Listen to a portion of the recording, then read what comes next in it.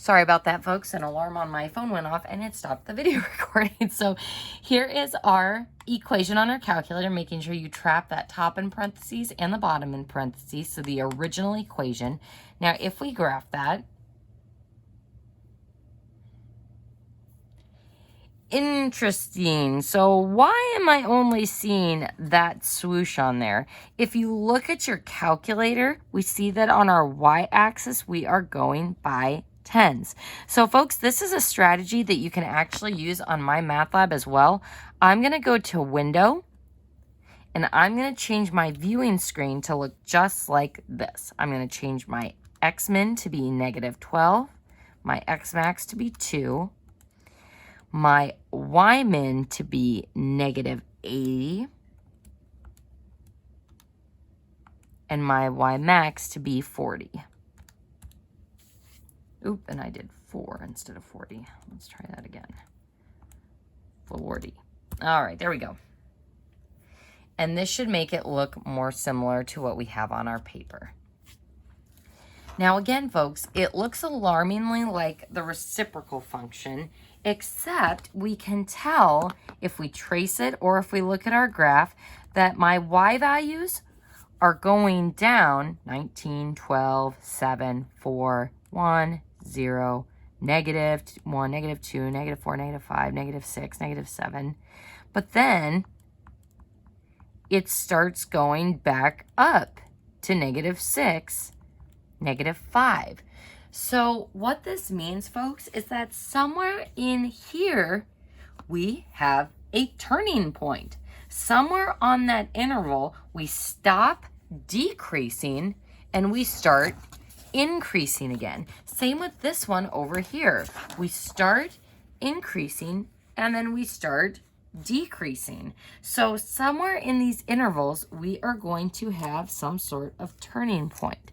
So just to be safe, when we go to find these relative maximums and relative minimums, we're going to set our left and right bounds pretty far apart, because based on this zoom, it's kind of tough to tell where that point actually occurs. So make sure that when you do your left bound, right bound, you are far enough left and right of those actual points. Otherwise, your calculator is just going to give you the high or low point on the interval and not for the graph as a whole. So folks, to find, let's do the relative maximum first, this one right here. Second, trace to calculate on your graph, maximum. And then I'm going to need to trace over to get to the other swoosh. There we go. I'm going to go way over here where I'm sure it starts decreasing. And way down here where I am positive it starts decreasing. So increasing this way, decreasing that way. And I want you to just make a guess on where you think the relative max might be. I'm going to press enter.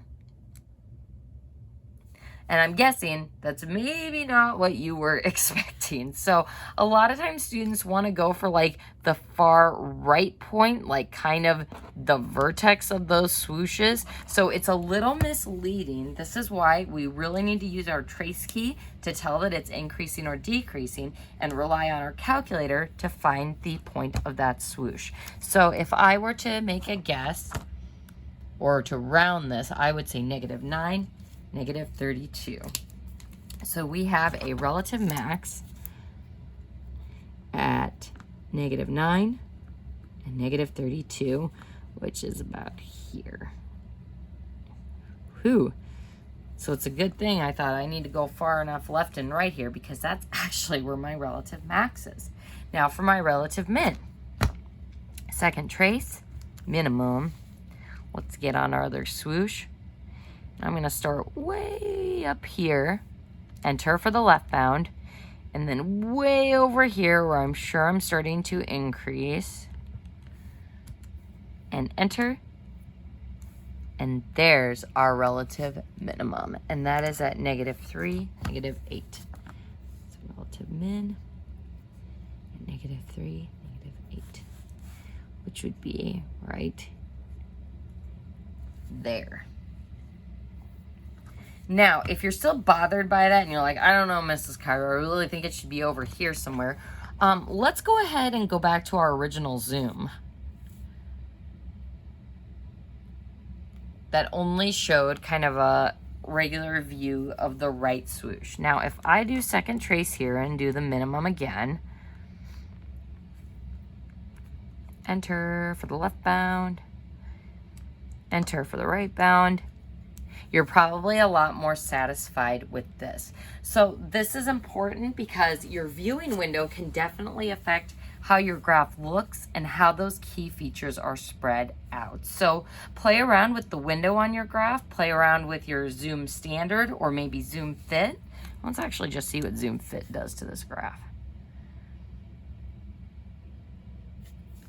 So that's what zoom fit shows. So if we wanted to find our minimum for a third time, let's go ahead and start way up here. And then, whoops, let's try that again. Left bound, way up there, right bound, way over here. Oof, yep, not what I was expecting from that one either. So it looked like the regular zoom and just focusing on that one swoosh kind of really shows where that relative minimum is. But the problem with that is you can only see one of the swooshes and not the bottom swoosh. So just be careful when you're finding those relative max and relative mins. So folks, why did we need to find these points? We needed these to determine our range. So let's go ahead and just zoom out a little bit here. So our range starts at negative infinity, and where do we have a break? At the y value of negative 32 with a bracket, because we're actually getting that point. Then union, where do my y values start back up? At this minimum point of negative 8. All the way up to infinity. So bracket there as well, because we actually get that point. So folks, what I would like you to do next is turn the page,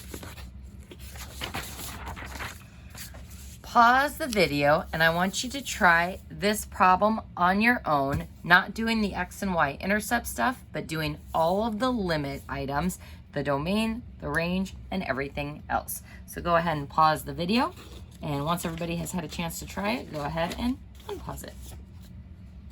All right, folks, so I'm going to go ahead and just go over the answers here.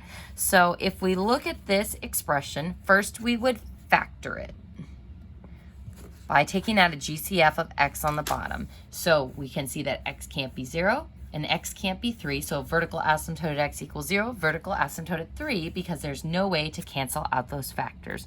So my domain is going to have a break at 0 and another break at 3. So remember, numerical order from left to right.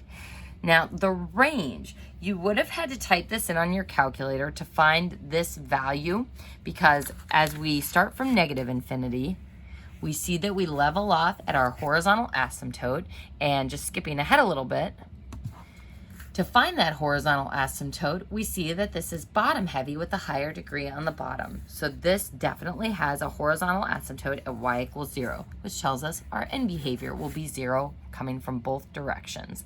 So we level off at 0 with a parenthesis, but then my values start back up at this relative minimum's y value at about 1.8. So bracket there all the way up to infinity. Then to find these other limits, as we approach 0, there's my y value of 0, from the negative direction, so from this side, we are plunging down towards negative infinity.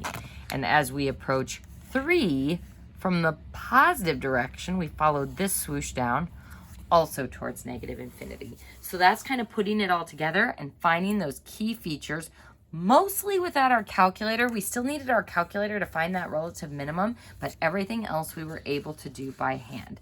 Folks, in the next video, we'll be skipping ahead to page 13 to look at x-intercepts and y-intercepts.